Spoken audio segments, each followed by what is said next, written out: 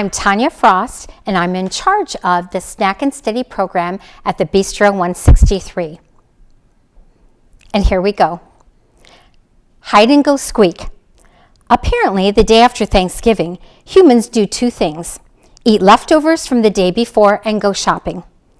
Mr. Brisbane didn't go shopping, of course, but Mrs. Brisbane left early in the morning after telling Mr. Brisbane that there were plenty of leftovers for him in the refrigerator. So there I was, stuck with old Sourpuss, and all he did was sit in his wheelchair, looking unhappy. I'd much rather have been hanging out with the Principal Morales or chatting with Sae's family. I could have been tricking Miranda's dog, playing cards with AJ's family, or watching Aldo balance a broom on his finger. But no, I was watching a sad and grouchy old man act sad and grouchy. I could have just settled in for my nap, but I remembered what Mrs. Brisbane had said. This man had to get out of his cage. Out of your cage, I squeaked out loud without realizing it. Quiet, you little rat, Mr. Brisbane growled at me. Then he wheeled over to the front window and stared out. Okay, if he wasn't going to get out of his cage, then I'd get out of mine because I had a new plan. Mr. Brisbane didn't notice me open the lock that Mr. Brisbane didn't notice me open the lock that doesn't lock. He didn't see me scamper out of the cage, across the table, and onto the couch. He wasn't aware that I leapt down to the floor. He didn't even think about me until I stood in the middle of the living room and said, "Catch me if you can." I know he only heard me squeaking, but I sure got his attention. He was as surprised as could be to see me there. "How did you get out? And how am I ever going to get you back in?" He rolled towards me. "Come on, whatever your name is. Let's get back in the cage." I let him get close enough to reach me. He bent forward, cupped his hands, but just as he reached out to grab me, I dashed over to the opposite side of the room. "You little rat," he said. "You can't outsmart me." He rolled over to the closet and took a baseball cap off the hook. Again, he approached and I let him get almost within arm's reach. This time he raised the baseball cap and said, "Okay, fella, let's play ball." "We'll see about that," I squeaked as I bustled off to the living room. We quickly established the rules of the contest.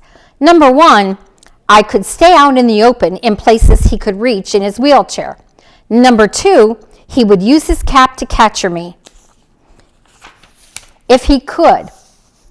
Once he reached the dining room, I rushed into the den. "Oh, you think you're clever. We'll see who's clever," he challenged. From the den, I scuttled over to the hallway. By now, Mr. Brisbane's cheeks were pink, and he was almost smiling. "You're smart, but you won't win this one." This time, I let him get that cap within a whisker of capturing me, just to keep the game interesting. Then I scurried back to the living room, but before he followed me, Mr. Brisbane slammed the bathroom, bedroom, and guest room doors. Aha! He was limiting my range of possibilities. Pretty cunning. In the living room, I decided to make a bold move. I hid under the couch. Then I let Mr. Brisbane stew for 5 minutes. "Come here, Humphrey. You have to come out sooner or later," he called, and I thought he didn't know my name. He shook the curtains and pushed the chair to see if he could rouse me. Too bad he didn't think of using sunflower seeds like Mrs. Morales did. Yum. I finally got kind of bored, so I made a dash for the dining room. Mr. Brisbane followed, and this time I let him scoop me up in the cap. "I win," he shouted triumphantly. He was beaming with pride as he stared down at me. "But you were a worthy opponent." He put me back in my cage, and I scrambled into my sleeping house.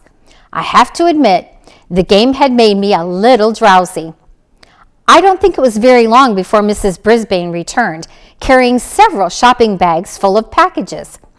"What happened, Bert?" she asked when she saw her husband.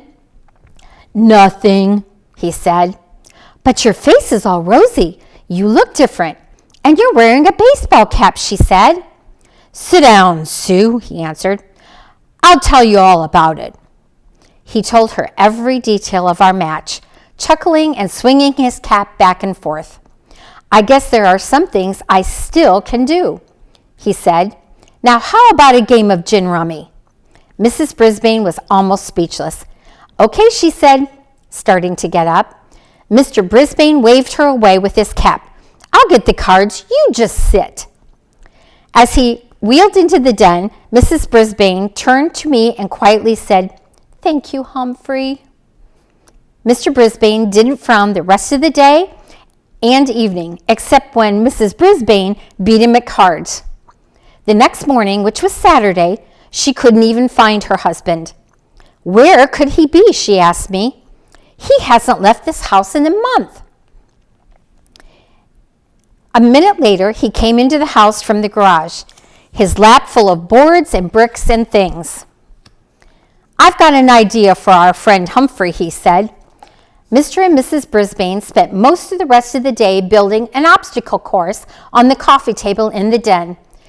They lined up boards along the side so I couldn't stray too far, and then they set up things for me to climb over and climb under, like bricks with holes to hide in and big cardboard tubes. And Mrs. Brisbane constructed a series of ramps for me to climb. Oh, we had a wonderful day. Mr. Brisbane got out a stopwatch to time me on my runs, and they made bets on how long it would take me to get from start to finish. Mrs. Brisbane even added a few treats to the maze, bits of apple, biscuit. I had fun. The Brisbanes did too. I could tell. On Sunday afternoon, the Brisbanes invited their neighbors over to watch me run my maze.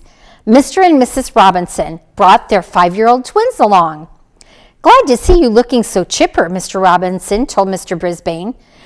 "I think he's finally feeling better," Mrs. Brisbane whispered to Mrs. Robinson. Mr. Brisbane looked a little vinegary again on Monday morning, though. "Why can't we keep him here, Sue?" he asked. "The children would never forgive me," she told him. "He's really their hamster, but," she grinned, "there's a 2-week Christmas vacation coming up soon. I think Mr. Humphrey better spend it here." Could I believe my cute furry ears? She liked me so much, she actually wanted me to come back. This was a whole new Mrs. Brisbane, one who liked me. By the time Mrs. Brisbane and I returned to room 26, I was pretty tired. But it was a good tired, and I knew I could rest up from my weekend during recess. Now here's a few tips. Hamsters should be let out of their cages to run in a closed environment for an hour or 2 at a time. These are your Chapter 14 trivia questions. What does Mr. Brisbane call Humphrey? What does Mr. Brisbane use to try to recapture Humphrey? What does Mr. Brisbane build for Humphrey? Please come into the Bistro 163 for the answer to the trivia questions, and you will be entered into a prize drawing. And thank you.